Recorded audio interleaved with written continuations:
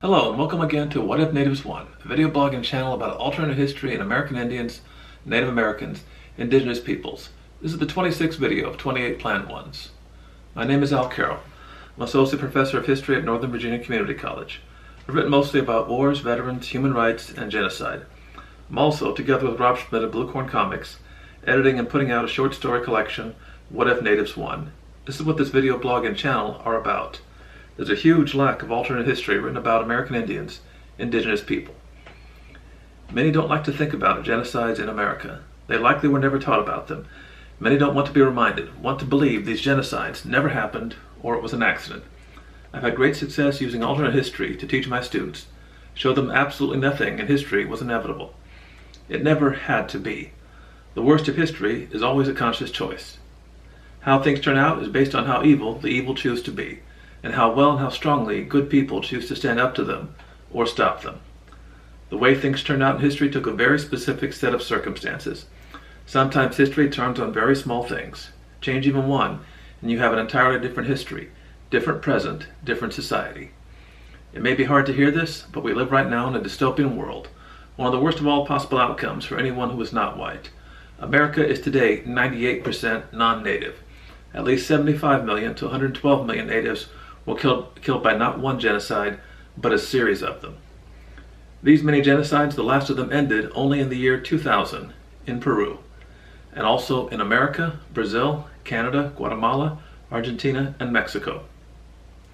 On top of that is massive genocide denial.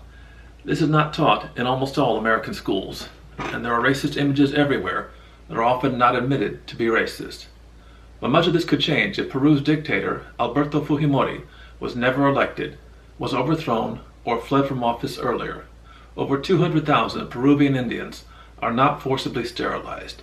Genocide is prevented or ended sooner. Peru is a nation with a deeply racist history and society. Almost half its people are native, mostly Quechua or Aymara. Only 12% are white. A few percent are Asian or black. The rest, mestizo or mixed. To stay in power, its whites have often used sheer force. But they also teach all Peruvians deeply racist beliefs about supposed native inferiority. That natives are primitive, ignorant, live in poverty, are ugly, and that natives and mestizos should be ashamed of native ancestry or culture. Its rebel movements often are equally racist. In the 1980s, the Shining Path were mystical Maoist communists claiming to be heirs to the Incan Empire. But its leaders were white, its officers mestizo, its foot soldiers native. And it killed many native farmers, teachers, social workers, and union leaders. Natives were caught in the middle, often forcibly drafted, even child soldiers. Alberto Fujimori, a Japanese Peruvian professor and college dean, won election partly by attacking the racism of Peru's white elites. For Peru's natives, he seemed to welcome change after almost 200 years of almost all white presidents. But once he took office, he became Pinochet, or an Asian version of Pinochet, Chile's dictator. He shut down Congress and courts, imposed censorship, ordered torture and repression, including even his own wife, and held only sham or corrupt elections. Shining Path did start to lose because of Fujimori's brutal repression. Its leader, Abimel Guzman, was captured. The economy later began doing poorly. One of Fujimori's solutions was outright genocide. He ordered the forced sterilization of natives. Government clinic workers went door to door in native neighborhoods and villages, ordering, bribing, or threatening. The claim was that this would reduce poverty, but poor whites, mestizos, Asians, or blacks were not targeted, only natives. Over 200,000 native women and 20,000 native men were forcibly sterilized. One of the ugliest aspects was that these vasectomies and tied tubes were done without anesthesia.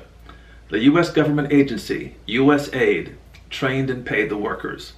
When exposed, USAID denied doing any wrong and blamed native victims for not understanding procedures that had been forced on them. No one at USAID was ever punished. Fujimori was also deeply corrupt, taking an estimated $600 million to $2 billion in bribes. He and his head of security, Vladimir Montesinos, were recorded taking $15 million in bribes and ordering phone tapping on journalists and businessmen. Despite censorship, the tape became widely known. Fujimori's support fell, and he fled to Japan. On a visit to Chile, he was extradited. Peru convicted and imprisoned him on corruption, murder, kidnapping, and torture.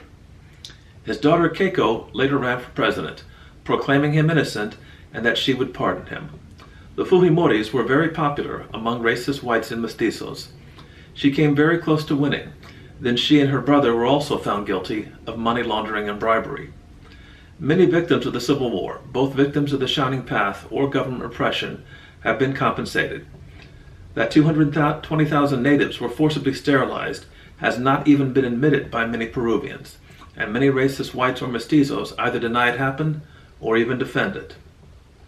How could this have been stopped if Fujimori never came to power and was defeated in the 1990 election? He ran against famed novelist Mario Vargas Llosa, who got more votes in the first round, but in the runoff, Llosa alienated much of the public with new positions.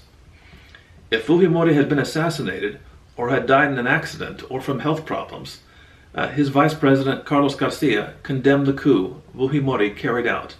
Garcia would not carry out any of Fujimori's murder, repression, or genocide. If U.S. President George Bush Sr. had not recognized Fujimori, the coup might have been ended by international pressure. If the military had not backed him, it ends immediately. Some of the army did try to overthrow him 6 months later, led by General Jaime Salinas, but failed. A success means repression ends early, and the genocide of forcibly sterilizing natives never starts. Even if Fujimori stayed in power, forced sterilizing could be stopped. USAID trained and funded those who carried out this genocide. If USAID was blocked because the genocide was uncovered sooner by journalists, this prevents hundreds of thousands harmed.